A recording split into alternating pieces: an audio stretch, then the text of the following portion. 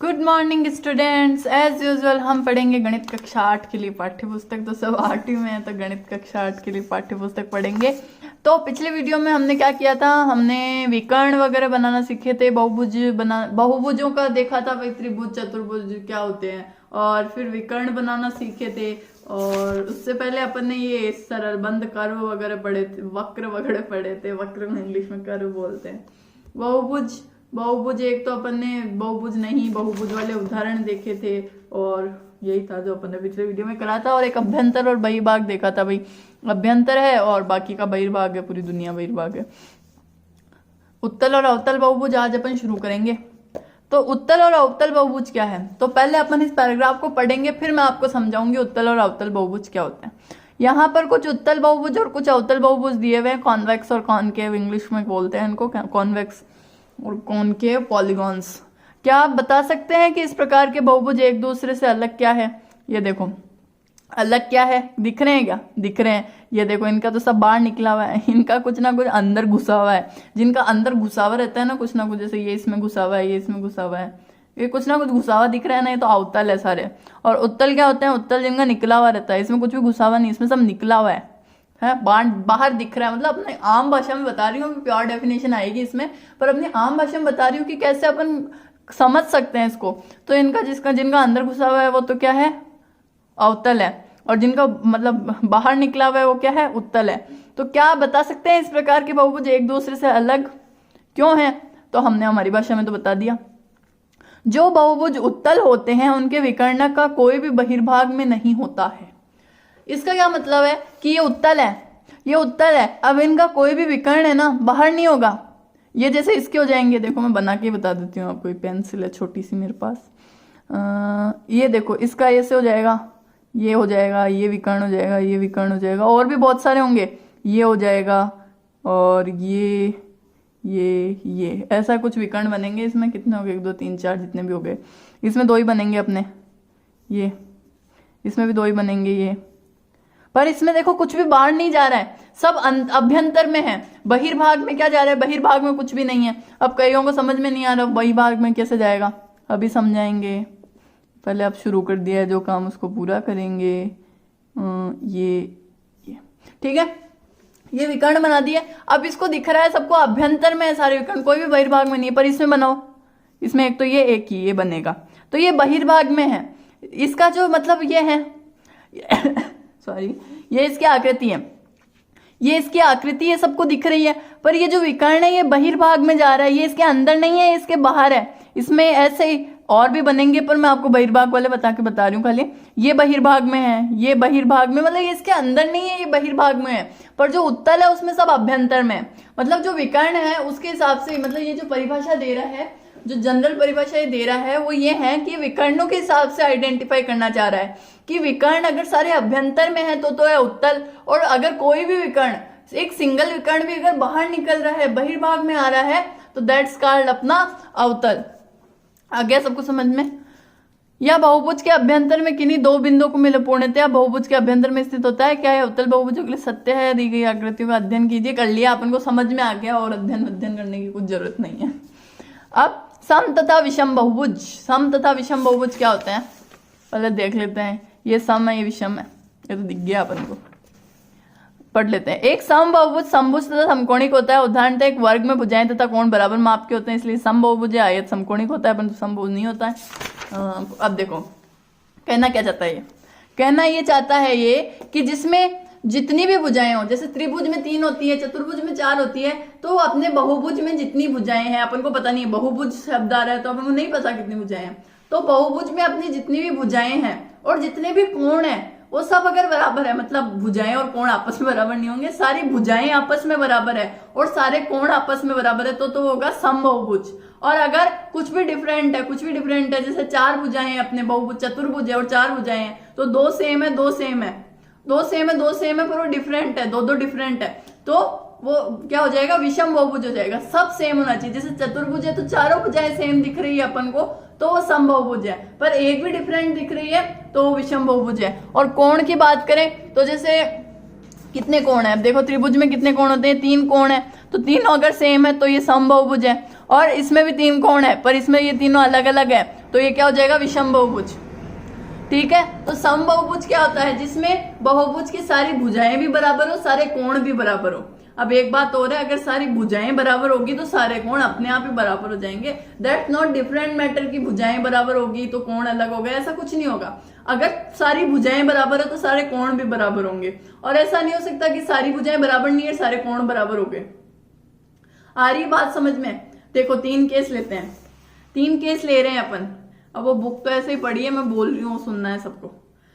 3 case ले रहे हैं। एक बार तो सारी भुजाएं सेम कर रहे हैं, बहुभुज है एक अपने पास, पता नहीं कितनी भुजाएं हैं पर वो सारी भुजाएं सेम है, समान माप की है सारी भुजाएं, तो सारे कोण भी समान होंगे। ठीक है, यूनिवर्सल ट्रुथ है, कोई खंडित नहीं कर सकता है, कोई यूनिवर्सल ट्रुथ है। सारी भुजाएं समान है तो सारे कोण भी समान होंगे। सेकंड केस लो, सेकंड केस लो, सारी भुजाएं समान नहीं है, सारी भुजाएं समान नहीं है तो सारे कोण बराबर हो ही नहीं सकते। ठीक है, ये भी यूनिवर्सल ट्रुथ है। सारी भुजाएं समान नहीं तो सारे कोण किसी भी हालत में बराबर नहीं हो सकते। ठीक है, आया समझ में?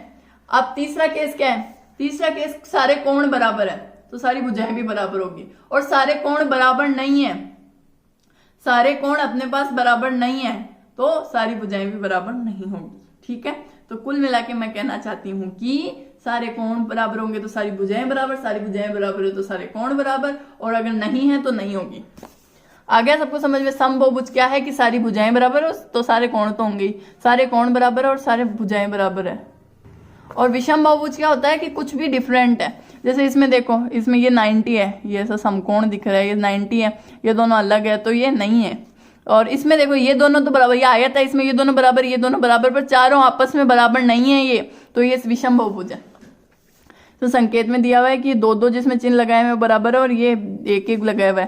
जैसे ये 1-1 लगाया हुआ है तो ये दोनों बराबर है, और ये 2-2 लगाए हुए तो ये दोनों बराबर है, ये 1-1 लगाया हुआ है तो चारों बराबर है। ठीक है, तो सारी सेम है तो समबाहुभुज, एक भी डिफरेंट है तो विषम बहुभुज। कोण योग गुणधर्म, कोण योग गुणधर्म क्या होता है कि जो त्रिभुज होता है, कोण योग गुणधर्म क्या होता है कि जो त्रिभुज होता है उसके जो तीनों कोण होते हैं, त्रिभुज में 3 कोण होते हैं, जैसे ये देखो ये त्रिभुज है या ये त्रिभुज है, किसी भी टाइप का त्रिभुज हो, तीनों भुजाएं समान हो, 2 भुजाएं समान हो, 1 भुजा समान हो, कुछ भी हो, उसमें अगर ये जो 3 कोण होते हैं 1 2 3 1 2 3, इन तीनों कोणों की जो माप होते हैं उनका योग होता है वो हमेशा 180 डिग्री होता है। आगे सबको बात समझ में? नाप के देख लेना, ये बना हुआ है ना किताब में, तो इनके कोण नापी हुए ना जोड़ लेना, 180 डिग्री निकलेंगे। आगे सबको कोण योग गुणधर्म समझ में? इन्हें कीजिए, इन्हें कुछ नहीं करना है, बहुत बोरिंग चीज है ये, क्या क्या मिला लेगा पता नहीं, कुछ नहीं है, मतलब क्वेश्चन करेंगे अब अपन। ये इन्हें कीजिए वाला ये क्या है, एम कोण एक एम कोण, कुछ नहीं है, इनको छोड़ो। अपन 2 क्वेश्चन करेंगे, प्रश्नावली 3.1 स्टार्ट करेंगे, फिर सबको जो सी चीजें समझ में नहीं आ रही है वो समझ में आना स्टार्ट हो जाएगी। हेडिंग लगाएंगे सब। प्रश्नावली 3.1 दिख गया सबको? दिख गया, चमक गया। यहाँ पर कुछ आकृति दी गई है। अब देखो ये सब मैं नहीं लिखूंगी, ये सब सीधी बातें हैं, तो मैं आपको बता दूंगी, आपको ये प्रश्न खुद ही करने हैं, मतलब बताऊंगी तो मैं ही, पर कॉपी में मैं करके नहीं दिखाऊंगी। आप कोई फर्स्ट क्लास के बच्चे नहीं हो जो कर करके दिखाती रहो। ये सब क्या है कि सीधे आंसर है, कुछ करने की इनमें जरूरत है नहीं, सब मेंटली सोचेंगे अपन, तो मैं आपको बता दूंगी तो आप कर लेना। यहाँ पर कुछ आकृतियां दी गई है, आकृतियां अपन को दिख रही है, तो प्रत्येक का वर्गीकरण निम्नलिखित आधार पर कीजिए। तो प्रत्येक का वर्गीकरण करना है। अब देखो इनमें से अपन को छांटने की कौन सी तो साधारण वक्र है, कौन सा साधारण बंद वक्र है, कौन सा बहुभुज है, कौन सा उत्तल बहुभुज है, कौन सा उत्तल बहुभुज है। तो देखो स्टार्ट विद साधारण वक्र। साधारण वक्र कौन सा है? तो साधारण वक्र क्या होता है कि पेन उठाए बिना कुछ भी बना दिया तो वो क्या हो जाएगा? साधारण वक्र हो जाएगा। तो साधारण वक्र ये है, हाँ इसको अपन पेन उठाए बिना बना सकते हैं, ये साधारण वक्र है। तो इसमें मैं क्या लिख दूं? फर्स्ट। कॉपी में करना है, बाद में कर लेना, अभी समझ लो। ये है, इसको मैं पेन उठाए बिना बना सकती हूँ, बिल्कुल बना सकती हूँ, तो ये भी साधारण वक्र है। सेकंड भी है। थर्ड, इसको मैं बिना पेन उठाए बना सकती हूँ? नहीं बना सकती। क्यों? देखो ये एक गोला बनाओगे फिर पेन उठाना पड़ेगा ना दूसरा गोला बनाने के लिए। ये दोनों जो वृत्त है ये जुड़े हुए थोड़ी है, जो मतलब दोनों को साथ बना दोगे। एक गोला बनाना पड़ेगा, फिर पेन उठाओगे, फिर दूसरा गोला बनाओगे, तो ये साधारण वक्र नहीं है, इसमें पेन उठाना पड़ रहा है। इसमें नहीं उठाना पड़ रहा, ये सीधा बनता है। तो ये क्या हो जाएगा, ये भी साधारण वक्र है। फोर्थ वाला ये भी साधारण वक्र है। सॉरी ये साधारण वक्र नहीं है, फोर्थ वाला साधारण वक्र नहीं है। क्यों नहीं है, देखो कारण सुनो। क्योंकि ये वक्र तो है, वक्र तो है, ये तो वक्र भी नहीं है। क्यों? क्योंकि इसमें पेन उठाना पड़ रहा है, इसमें पेन नहीं उठाना पड़ रहा। ये वक्र है पर ये साधारण वक्र नहीं है। मैंने पढ़ा नहीं पहले, ढंग से दिमाग में नहीं आया। साधारण वक्र नहीं है ये। क्यों नहीं है? क्योंकि इसमें क्या होगा, इसमें इंटरसेक्ट कर रहा है, ये काट रहे हैं। देखो जैसे ये दोनों पॉइंट यहाँ काट रहे हैं फिर आगे जा रहे हैं, ये दोनों पॉइंट यहाँ काट रहे हैं फिर आगे जा रहे हैं। मतलब काट काट के देखो, यहाँ काट दिया इन दोनों, ये दोनों भुजाओं ने यहाँ काट दिया फिर आगे जा रही है। तो ये साधारण वक्र नहीं है। मैंने बताया था ना साधारण वक्र क्या होता है उस टाइम, कि काट के अगर आगे नहीं जा रही चीजें तो वो साधारण वक्र है। इसमें काट के आगे जा रही तो ये साधारण वक्र नहीं है। वक्र तो है पर साधारण वक्र नहीं है। तो ये बहुत गपड़, मतलब ऐसा इसमें लिखा नहीं जाएगा। आप देखो यहाँ लिखते हैं, अपन अच्छी जगह लिखते हैं। तो फर्स्ट क्वेश्चन है साधारण वक्र कौन कौन से हैं।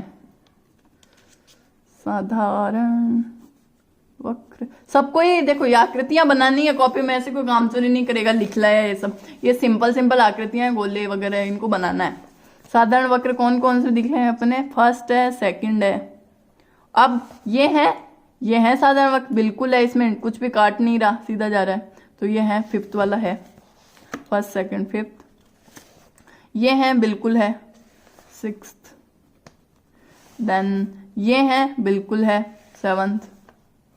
काट के कहीं नहीं जा रहे, ये बैठे हैं काट के।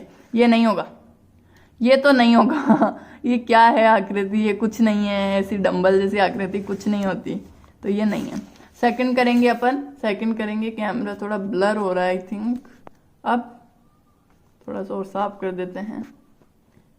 आई थिंक इट्स क्लियर नो, थोड़ा सा ब्लर हो रहा था आई थिंक पहले। साधारण वक्र, साधारण बंद वक्र, साधारण बंद वक्र।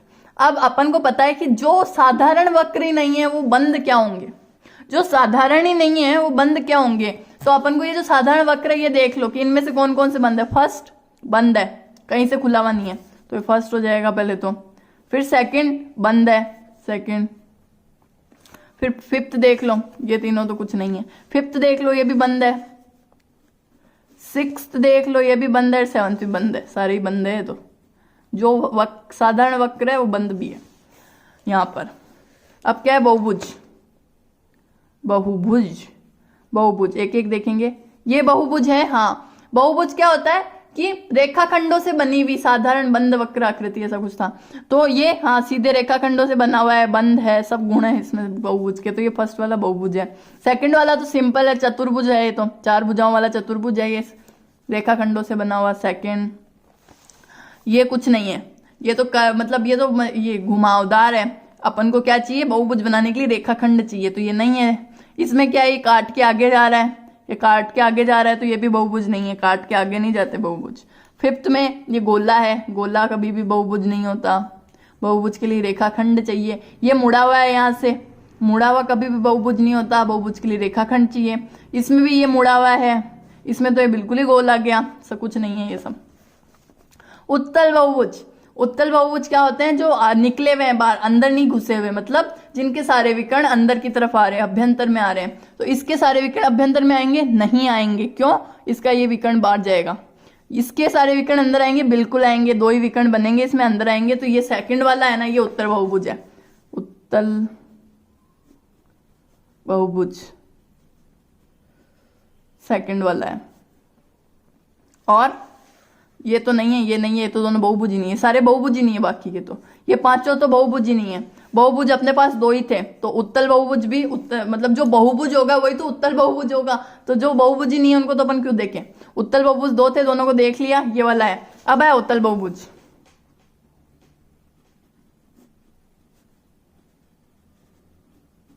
अवतल बहुभुज क्या, अवतल बहुभुज देखो इसमें ये बाहर जा रहा है। अवतल बहुभुज क्या होता है कि कोई भी विकर्ण बाहर जा रहा हो, मतलब आकृति से, इसमें जाएगा ये एक विकर्ण ऊपर वाला बाहर। तो ये जो फर्स्ट वाला है ये अवतल बहुभुज है। आ गया सबको समझ में, आ गया सबको समझ में। देखो इतना ढंग से कराया है, 14 मिनट बिता दिए इस क्वेश्चन पे, तो इसको वापस समझाना मेरे को नहीं लगता कोई काम की बात है। ये सबको समझ में आ गया, मैं ऐसा मान के चल रही हूँ। और मैं वापस कह रही हूँ कि और मैं देखो मेरे हिसाब से सबको अच्छे से समझाती हूँ, ऐसे समझाती हूँ सबको समझ में आ जाए। फिर भी अगर किसी को समझ में नहीं आ रहा तो सैटरडे को आगे अपना जो पर्सनल डाउट है, भाई मैम मेरे को यहाँ पर डाउट है, मेरे को ये चीज समझ में नहीं आ रही, तो वो सैटरडे को आगे पूछ सकता है, मैं बता दूंगी जब आप कॉपी चेक कराने आते हो। सेकंड क्वेश्चन, निम्न प्रत्येक में से कितने कितने विकर्ण है? इनकी जो देखो ये 3 दिए हुए हैं, इनकी आकृति बनानी है और विकर्ण बना के देखना है कि कितने हैं। तो पहला क्या है, एक उत्तल बहुचतुर्भुज, एक उत्तल चतुर्भुज, एक उत्तल चतुर्भुज की बात करनी है अपन को। तो उत्तल चतुर्भुज क्या है, पहले तो चतुर्भुज होना चाहिए, मतलब चतुर्भुज देखते ही अपने दिमाग में एक सीन बन रहा है, भाई 4 भुजाएं हैं, 4 भुजाएं बनानी है। अब उत्तल मतलब कि सब कोने बाहर निकले हुए होने चाहिए, ऐसा नहीं हो कि कोई भी विकर्ण बाहर चला जाए अपना। ये बना दे, कुछ भी बना सकते हो। देखो मैं और बना के बता दूं, ये हैं, सब चतुर्भुज है ये, और एक उत्तल चतुर्भुज है। क्यों? इसमें कोई भी विकर्ण बाहर नहीं जाएगा किसी में भी, तो सब में भी सेम विकर्ण बनेंगे। एक में बना के बता रही हूँ, ये कुछ नहीं बनाना है आपको, मैंने समझाने के लिए बनाया। ये बना देना एक। अब इसमें कितने विकर्ण, एक तो इसको इससे मिला दो, इसको इससे मिला नहीं सकते, इसको इससे मिला नहीं सकते, ये पड़ोसियों से नहीं मिलते भाई। हम तो दूर वालों से मिलते हैं, बहुत मतलब ऊपर वाले लोग हैं, हम पड़ोसियों से नहीं मिलते हम तो। ये ठीक है। अब इसको इससे नहीं मिला सकते, इससे नहीं मिला सकते, इससे मिला दो। इसको इससे मिला सकते हैं तो मिल गया, ये इन दोनों से मिलेगा नहीं। इसको इससे मिला दिया, इन दोनों से मिलेगा नहीं। तो एक उत्तल चतुर्भुज में कितने विकर्ण बन रहे हैं, 1 2। तो विकर्ण बराबर 2। नेक्स्ट आ गया ना समझ में, देखो। और क्या है, अब एक समषड्भुज, एक समषड्भुज। अब मैंने बताया था कि समबाहुभुज पढ़े थे जिनके कोण और जो भुजाएं हैं सब बराबर हो, ठीक है। तो समषड्भुज समबाहुभुज का ही टाइप है, बहुभुज की जगह षड्भुज है, तो अपन को पता लग गया 6 भुजाएं हैं, षड यानी 6 भुजाएं हैं। तो और समबाहुभुज है तो एकदम सेम होनी चाहिए वो भुजाएं, थोड़ी सी इधर उधर तो बन सकती है, समझने के लिए बनाना है, ठीक है। ये हो गया समषड्भुज। मान लिया इसकी 6 भुजाएं समान है, मुझे दिख रहा है थोड़ी छोटी बड़ी है, पर मान लिया समान है। और कोण भी समान है इसके, पर कोणों का भी कुछ नहीं करना अपन को, समान है। अब इसमें देख लो कितने बन सकते हैं। ये किस किस से मिलेगा, इन दोनों से तो मिलेगा नहीं, इससे मिलेगा, इससे मिलेगा, इससे मिलेगा। ये किस किस से मिलेगा, इन दोनों से तो मिलेगा नहीं, इससे मिलेगा, इससे मिलेगा, इससे मिलेगा। मैंने ना इससे मिलेगा। मैंने कई बार बच्चों को गलती करते हुए देखा है, वो क्या करते हैं, खाली सामने वाले से मिला देते हैं। सामने वाले से नहीं मिलाना, ये जो सामने वाले से तो मिलाना ही है, इन दोनों से भी मिलाना है। कई बच्चे मिलाते नहीं, सोचते हैं कि भाई इससे मिला दिया बहुत है, इसमें भी तो सामने वाले से मिला रहे हैं। अरे इसमें 4 ही पॉइंट है, इसलिए सामने वाले से मिलेगा और 2 छूटेंगे। इसमें इसके बराबर 5 पॉइंट है, तो ये दोनों ही छूटेंगे, इन तीनों से मिलेगा जाके। और इसको किससे मिलाना है, इसको इससे मिला, देखो ये दोनों इनसे तो मिलेगा नहीं, इसको इससे मिलाना है, इससे मिलाना है और इससे मिलाना है। और इसको ये इन दोनों से तो मिलेगा नहीं, इसको इससे मिला दिया, इससे मिला दिया, और इसको इससे मिलाना है। बस इतना ही मिलेंगे इसमें, ठीक है, इतने ही मिलेंगे। ये देख लो, गिन लो अब, 1 2 3 4 5 6 7 8 9, ठीक है, 9 बनेगी। अब मैंने गिनवाया सही नहीं, पर आप जब बनाओ ना, बनाते टाइम ही गिन लेना, 9 बनेगी इसमें। विकर्ण बराबर क्या हो जाएगा, 9 हो जाएगा। आप जब बनाओ ना तो ही गिन गिन के बनाना, फिर क्या है, ये मिक्स हो जाती है, फिर नहीं दिखते कितने विकर्ण है। जैसे अब मुझे नहीं दिख रहे, 1 2 3 तो ये हैं, 1 2 3 ये हैं, और 1 2 3 ये हैं। हाँ, 9 विकर्ण है इसमें, ठीक है। आप जब बनाओ तो बनाते टाइम ही काउंट कर लेना कितने विकर्ण है। विकर्ण 9 है इसमें। सी क्या है, एक त्रिभुज। सी क्या है, एक त्रिभुज। एक था त्रिभुज, उसके हमको निकालने थे विकर्ण। त्रिभुज क्या होता है, ऐसा होता है त्रिभुज, सबको पता है। इसमें कितने विकर्ण होंगे, बहुत इंटरेस्टिंग चीज है। इसमें कितने विकर्ण होंगे, किसको जोड़ोगे, ये है, ये दोनों, इन दोनों से तो मिलेगा नहीं, ये तो पास वाले हैं। ये हैं, इन दोनों से तो मिलेगा नहीं, ये है, इन दोनों से मिलेगा नहीं। पड़ोसियों से तो हम मिलते ही नहीं हैं। विकर्ण की क्या खासियत होती है, विकर्ण बोलता है मैं पड़ोसियों से नहीं मिलूंगा, मेरा काम नहीं है पड़ोसियों से मिलना। तो इसमें विकर्ण कितने होंगे, 0। आर्यभट्ट ने 0 की खोज त्रिभुज के विकर्णों के लिए की थी। वाह वाह वाह, ठीक है। तो विकर्ण किसने होते हैं, त्रिभुज में 0 होते हैं, कुछ किसी से नहीं मिलता। इसलिए विकर्ण होने के लिए विकर्ण चाहिए तो चतुर्भुज से स्टार्ट होते हैं विकर्ण, ठीक है। तो आज हमने क्या किया, आज हमने चतुर्भुजों को समझना में प्रश्नावली 3.1 के first question first question, second question और सेकंड तक ही किया आज, बिल्कुल सेकंड तक ही किए, ठीक है। सेकंड तक अपन ने कर लिए हैं और थर्ड क्वेश्चन से अपन नेक्स्ट वीडियो में स्टार्ट करेंगे। आई होप सबको समझ में आ गया है। देखो समझाने में टाइम लग रहा है, क्वेश्चन कराने में नहीं लग रहा है, पर समझाना is more important than question कराना, because homework is more important than what we understand and what we not, ठीक है। मतलब अपन को समझना है चीजों को ताकि अपन एग्जाम में लिख पाए, नॉट कि कितनी कॉपियां अपन भर रहे हैं, how many copies, the number of copies which we are filling, that's not important. Importance is all about what we understanding, ठीक है। तो आज के लिए goodbye, see you soon. अपना ध्यान रखना, सब कहीं गिर विर मत जाना, क्योंकि अगला वीडियो भी आप सबको अटेंड करना है, होमवर्क करना है, सैटरडे को कॉपी लानी है, टेस्ट देना है, ठीक है।